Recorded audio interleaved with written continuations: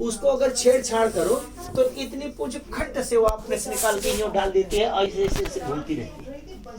अब वो छिपकली यहाँ से सर से ऐसे ऐसे ऐसे भाग जाएगी, है ना? तो भाई जीव प्राण तो एक एक भाग में होना चाहिए। अगर पूंछ में है तो शरीर में न रहे, शरीर में है तो पूंछ में न रहे। प्राण के दो भाग थोड़ी होते हैं। लेकिन यहाँ पूंछ भी ऐसे ऐसे नाचती है 10 मिनट तक, होती है ना, और छिपकली भी भागती है। तो प्राणों का बंटवारा थोड़ी होता है। वो कठोपनिषद का वही सिद्धांत। ये कौरवों को जब भगवान कृष्ण ने मार दिया तो लड़ाई कौन लड़ रहा था? वो मर चुके हैं, जीव समाप्त है, जीव निकल गया है, लेकिन जीवा शक्ति से थोड़ी देर के लिए सक्रिय लड़ते हुए से दिखाई पड़ते हैं। ये छिपकली की पूंछ है तो 10 मिनट ऐसे करेगी, और बड़े बड़े लोग हैं तो 10-15 दिन ऐसे लड़ते रहेंगे, ठीक है ना?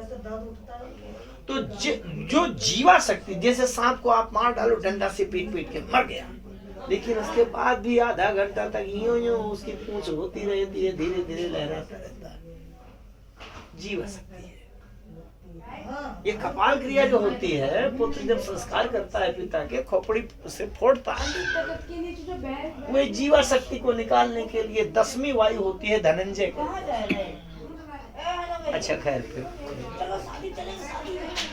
तो ये रावण जो लड़ते हुए दिखाई दे रहा है, जीव तत्व तो विभीषण निकल आया है शरीर से, लेकिन जीवा शक्ति से ये लड़ते हुए से दिखाई दे रहे हैं। तो ये मरे हुए मुर्दा रावण के ऊपर राम जी युद्ध कर रहे हैं। जैसे मरे हुए भीष्म से लड़ रहे हैं अर्जुन, उसी तरह मरे हुए रावण से लड़ रहे हैं राम जी। अब वो क्यों कहा था हनुमान जी ने उचित सिखावन दीजिए मुझे? उचित सिखावन दीजिए मुझे का तात्पर्य ये है, ये काम तो मैं सब करूंगा, सहित सहाय रावण ही मारी, ये करूंगा तो मैं ही, लेकिन उचित इस बात का कि बाहर से दिखावे वाले काम कौन कौन करने हैं और भीतर वाले कौन करने हैं, जो सबको दिखाई न पड़े। तो यह हनुमान जी जब विभीषण को बाहर लाए, इसीलिए जारा नगर निमिषक माही एक विभीषण कर ग्रह नहीं। क्यों?